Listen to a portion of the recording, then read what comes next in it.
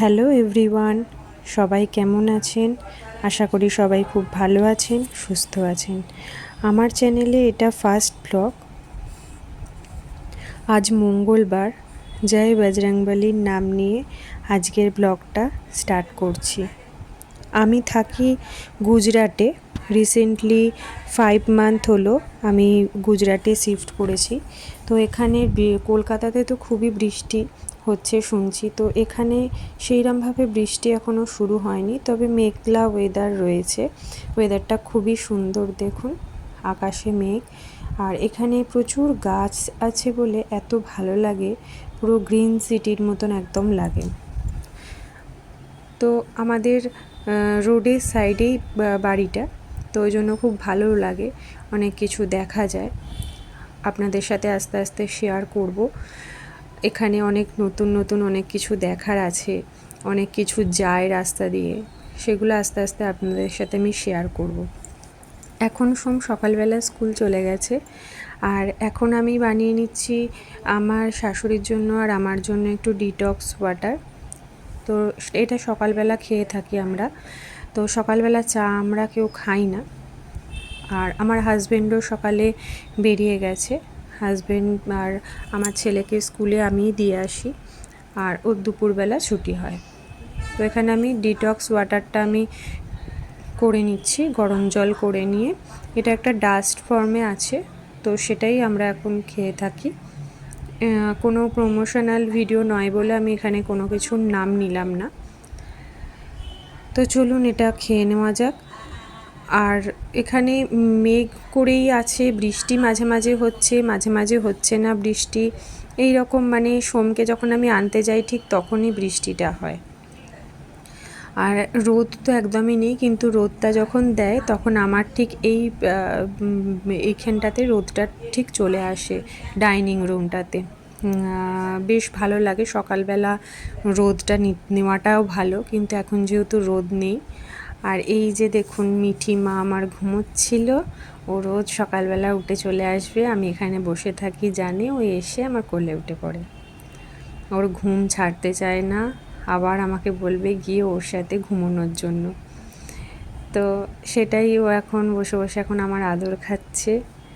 আদর খেয়ে তারপর ওকে আমি একটু দুধ জাল দিয়ে দেবো। দুধ খেয়ে ওর একটুখানি মুডটা ফ্রেশ হয়ে যায়। ভোরবেলা একবার খায় যদিও দুধটা, আবার সকালবেলা উঠলে আমাদের সেই চায়ের নেশার মতন ওরও একটা নেশা থাকে। আর এটা দেখুন, আগের দিনের দুধ ছিল, আর সেই দুধটাতে কত মোটা একটা মালাই পড়ে গেছে। তো সেটাই আমি একটু তুলে রেখে দিচ্ছিলাম। আমি একটা পাত্রে ওটা রেখে দিই। ওটা আমি কোনো তরকারিতে ইউজ করার হলে আমি ইউজ করে দিই, টেস্টটা তাতে ভালো লাগে।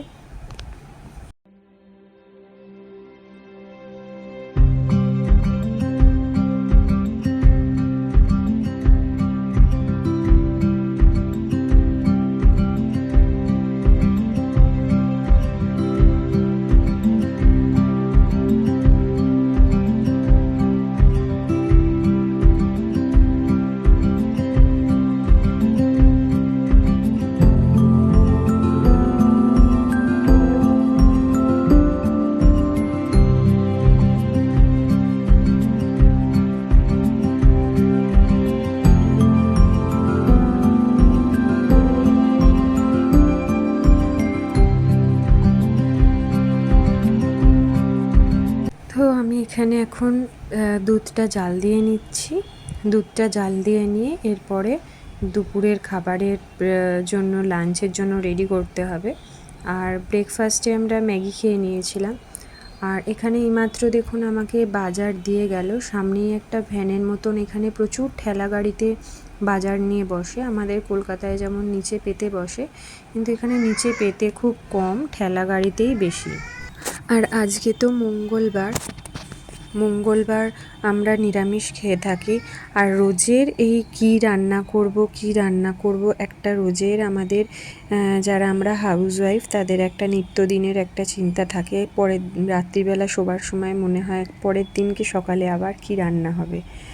তো সেই আমি যদিও রাত্রিরে চিন্তা করি না, আমি যেটা করব সেটা আমি সকালবেলাতেই চিন্তা করে নিই। আর আমি আজকে ভাবলাম একটু মঙ্গলবার, তো কি রান্না করব, একটুখানি আলুর দম, কাশ্মীরি আলুর দম আর একটুখানি সবজি দিয়ে ভেজ পোলাও বা ভেজ ফ্রাইড রাইস যেটাই বলুন না কেন সেইটাই বানাবো ভাবলাম। আর এখানে আমি রাত্রিরের জন্য একটু ছানা কাটিয়ে নিচ্ছি, রাত্রিবেলা একটু ছানার তরকারি করব বলে। আর এখানে আমি ভিনিগার দিয়ে দিলাম দুধের মধ্যে, ভিনিগারটা দিয়ে ছানাটা কাটিয়ে নিচ্ছি। ছানাটা আমার কেটে গেছে। আর এবার আমি দুপুরের জন্য লাঞ্চের জন্য ব্যবস্থা করি। ছানাটা এই গরম জলে থাকলে রেখে দিলে অনেকটা ছানাটা ফুলে ওঠে, তো তার জন্য আমি ছানাটা কাটিয়ে রেখে দিলাম। আর এখানে আমি সবজিগুলো কেটে নিচ্ছি। সবজি আমার সেরকম ছিল না, এখানে আমি বিনস আর গাজর এই দুটোই দিচ্ছি। আর আমি ফ্রাইড রাইসের মধ্যে বা পোলাওয়ের মধ্যে একটু কিশমিশ আর কাজু বাদামও ছিল না, একটু আলমন্ড বাদাম ইউজ করব। আর এখানে আমি কড়ার মধ্যে একটু সাদা তেল নিয়ে নিচ্ছি। আমি আলুর দমটা বানিয়ে নিচ্ছি। আলুটা আমি সেদ্ধ করেই ইউজ করি সবসময়তে। তো এখানে আমি কড়ার মধ্যে একদম সিম্পল ওয়েতে এমনি নিরামিষ যেরকম হয় আর কি সেরকমই আলুর দম সবাই জানে বানাতে, তাও মনে হলো আপনাদের সাথে শেয়ার করব, তো তার জন্যই দেখাচ্ছি, শেয়ার করছি। তো এখানে আমি সাদা তেলের মধ্যে সাদা জিরে, শুকনো লঙ্কা, তেজপাতা ছিল না ফোড়ন দিয়েছি, যা ঘরে ছিল সেগুলো দিয়েই বানাচ্ছি। আর এখানে একটু টমেটো আর আদা কাঁচা লঙ্কা বাটা দিলাম। ফ্রাইড রাইসের জন্য আমি এখানে জলটা আমি গরম হতে দিয়ে দিয়েছিলাম, তার মধ্যে পরিমাণ মতন নুন দিয়ে দিয়েছি। আর এখানে আলমন্ড বাদামগুলো আর কিশমিশগুলো আমি জলের মধ্যেই দিয়ে দিলাম। কিশমিশগুলো একটু ফুলে উঠলে খেতে ভালোই লাগে। আর আমি ভালো করে ওইদিকে আলুর দমের মশলাটা কষানো হলে আমি একটু বাদাম আর পোস্ত বেটে রেখেছি, সেই বাদাম আর পোস্ত বাটাটা দিয়ে দেবো। আর তার সাথেই একটু দইও দিয়ে দেবো। আর এখানে গুজরাটে না মানে আমিষ নিরামিষ খুব মানে নিরামিষ বলতে মাছ মাংস সব জায়গায় আর কি পাওয়া যায় না। তো এখানকার মানুষেরা ম্যাক্সিমাম ভেজিটেরিয়ান, তো তার জন্য মাছ মাংসটা সব জায়গাতে পাওয়া যায় না, স্পেসিফিক জায়গা আছে সেখানেই একমাত্র পাওয়া যায়। তো মোটামুটি ভালোই পাওয়া যায়, খুব একটা খারাপ পাওয়া যায় না। বাঙালিরা যে মাছ খায় সেরকম মাছও পাওয়া যায়। আর এখানে আমি খানিকটা টক দই দিয়ে দিলাম, মানে কাজু বাদাম বাটাটা দিয়েছি তার সাথেই আর কি টক দইটাও দিয়ে দিলাম। এই যে আমি বেশ খানিকটাই ইউজ করেছি, প্যাকেটের এই দইগুলোতে তো সেরকম টক থাকে না, তো তার জন্য আমি বেশ খানিকটাই টক দই দিয়েছি। আর আমার হাজবেন্ডের জন্যও রেখে দেবো, ও এসে রাত্রিরে এটাই খাবে। আর আমাদের জন্য আলাদা করে নেবো, ছানার তরকারি হবে আর রুটি হবে। আর এখানে আমি একটুখানি কাশ্মীরি রেড চিলি পাউডার আর জিরের গুঁড়ো, ব্যাস, আর কিছু এর মধ্যে মশলা আর পড়বে না। এটাকে ভালো করে কষিয়ে কষিয়ে যখন এরকম তেলটা ছেড়ে আসবে তখন আলুগুলো এর মধ্যে দিয়ে ভালো করে কষিয়ে নেবো, দিয়ে পরিমাণ মতন জল দিয়ে ব্যাস, তারপরেই রেডি হয়ে যাবে। একটু মিষ্টি দেবো, পরিমাণ মতন লবণ দেবো, দিলেই রেডি হয়ে যাবে আমাদের কাশ্মীরি আলুর দম। আর নামানোর আগে আমি এখানে একটু গরম মশলা আর একটু ঘি দিয়ে আমি নামিয়েছি। খেতে ভালোই হয়েছিল, আপনারা ট্রাই করতে পারেন। আশা করি আপনারা জানেন এই রেসিপি, অনেকেই একটা কমন রেসিপি, খুব সিম্পল রেসিপি। আর এখানে গাজর আর বিনসটা আমি ভেজে নিচ্ছি সাদা তেলের মধ্যে ফ্রাইড রাইসের জন্য। ওদিকে আমার ভাতটা রেডি হয়ে গেছে। আর মিঠিকে আমি চান করিয়ে দিয়েছিলাম, চান করার পরে ও এখন বসে বসে গুড় খাচ্ছে। আর এই যে দেখুন, আমি ভাতটা হয়ে যাওয়ার পরে এর মধ্যে মিষ্টি, গোটা গরম মশলা ঘিতে ভেজে আর ওই সবজিগুলো সব দিয়ে রেখেছি। আর এই বেগুনিগুলো কেটে রেখেছি, এটা খাবার সময় ভেজে নেওয়া হবে। আর আমি এখন চান করে চলে এসেছি, আমি সোমকে আনতে যাব, খুবই তাড়াহুড়ো এখন 1টা মতো বাজে। আমি স্নান করে এসে আমি এখন পুজোটা করে নিচ্ছি। আর মিঠি এখানে দাঁড়িয়ে থাকে, ওয়েট করে যে ওই নকুলদানাগুলো কখন খাবে।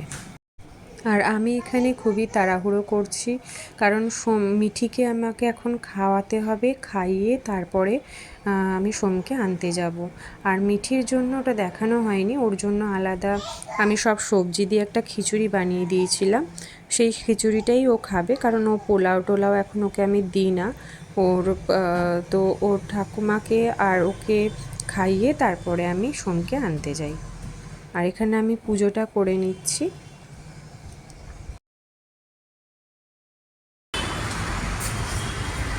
আমি যাচ্ছি সোমকে আনতে। তো সোমের ছুটি পৌনে দুটোই ছুটি হয়ে যায়, এখন আমি বেরোচ্ছি। আর এই যে সোমকে এখন নেওয়া হয়ে গেছে, সামনেই স্কুল, খুব একটা দূরে নয়। আর এইখানটাতে থাকে হচ্ছে হরিণ, প্রচুর হরিণ থাকে, মানুষের দাঁড়িয়ে দেখে। আর সানডে সানডে ওদের খাবারের জন্য অনেক কিছু বিক্রি হয়, তো সেখান থেকে কিনে সবাই হরিণদের খাওয়ায়। আর এই লেফট সাইডে হচ্ছে ওর স্কুল, সোমের স্কুল। এই স্কুলে প্রচুর গেট আছে, এন্ট্রি গেট, এক্সিট গেট, প্রচুর গেট। আর বিশাল বড় স্কুলটা, আর এত সুন্দর মনোরম পরিবেশ, মানে এমনি মানুষের পড়াশোনা খুব ভালো হবে। স্কুলটার নাম হচ্ছে সত্যসাই স্কুল। তো খুবই ভালো, কালচার খুব ভালো। আর দেখুন এখানেও দেখুন প্রচুর গাছ, এত সুন্দর গাছ, মানে মানে চারিদিকে গাছই, যার জন্য এখানে গরমটা পড়ে কিন্তু হাওয়াটাও দেয় খুব, যার জন্য গরমটা অতটা লাগে না। আর এই যে বাঁদিকে, এগুলো সোমই ভিডিও করছে, এই বাঁদিকে এটা হচ্ছে রাজার প্রাসাদ। তো এটা বন্ধ অনেক দিন ধরেই পড়ে থাকে, এটা ভেতরে যেতেও দেয় না। এটা হচ্ছে রাজার প্রাসাদ। আর আকাশটা দেখুন কি সুন্দর লাগছে, এত মনোরম পরিবেশ। আর বাঁদিকে দেখতে পাবেন যে গেটটা, এটা হচ্ছে দুটো গেট আছে, ওদিকে একটা গেট, এদিকে একটা গেট। আর এখন দেখুন সোম ওপরে উঠছে, এই ব্যাগের ভারী ও আর মানে নিতে পারছে না, মানে এতটাই ব্যাগটার অবস্থা দেখুন। আর ওর যদিও রেস্টও পায় না, এখন গিয়ে খাওয়া দাওয়া করবে, খেয়ে দিয়ে আমি আবার ওকে পড়তে দিতে যাব। এখন বাজে 2টো, ও খেয়ে দিয়ে উঠবে 2:45 নাগাদ হয়ে যায়, দিয়ে তারপরে খাওয়া দাওয়া করে ওর শুতে শুতে 3টে, তো 4টের সময় আবার যাবে পড়তে। তো একদমই রেস্ট হয় না। আর এখানে আমি আর সোম, আমি খেয়ে নিই না, যেহেতু ও খাওয়া হয় না সোমের, তো আমরা দুজনে একসাথেই খেতে বসি দুপুরবেলা। আর আমি এখন খেয়ে তারপরে মিঠিকে ঘুম পাড়াবো। আর আজকে এমন হয়েছে, বিকেলবেলা ও আসে পড়ে 6টার সময়, আসার পরে তারপর আবার 7টার সময় যায় যোগা ক্লাসে যায়, ওর সাথে আমিও করি যোগা। আর আজকে যোগা ক্লাসে আমি ফোন ফেলে রেখে চলে এসেছি, তাই জন্য আমার আর ভিডিও করা হয়নি। আর আজকের মতন তাহলে ভিডিও আমি এখানেই শেষ করছি। সবাই ভালো থাকবেন, সুস্থ থাকবেন, আনন্দে থাকবেন। টাটা। আবার দেখা হবে নেক্সট ব্লগে। যদি আমার ব্লগটা আজকে ভালো লেগে থাকে, অবশ্যই সাবস্ক্রাইব করে লাইক করে দেবেন, আর আমার পাশে থাকবেন, আমার বন্ধু হয়ে, আমার ফ্যামিলি হয়ে।